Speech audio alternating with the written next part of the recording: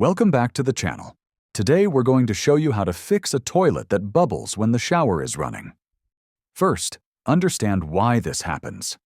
Bubbling usually occurs because air is being pushed through the toilet drain, often due to a partial clog, a blocked vent pipe, or a main sewer line issue. Start by checking the shower and toilet drains for blockages. Use a plunger or a drain snake to remove any buildup close to the fixtures. This often clears the problem if the clog is minor. Next, inspect the vent pipe that sticks out of your roof.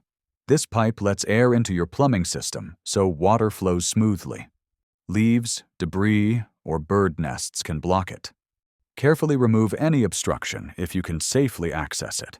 If the toilet still bubbles after these steps, the clog may be deeper in the main sewer line. This requires a licensed plumber who can use specialized cameras and tools to clear the blockage without damaging your pipes. Finally, run the shower and toilet together to check if the bubbling has stopped. Proper drainage and a clear vent should solve the issue.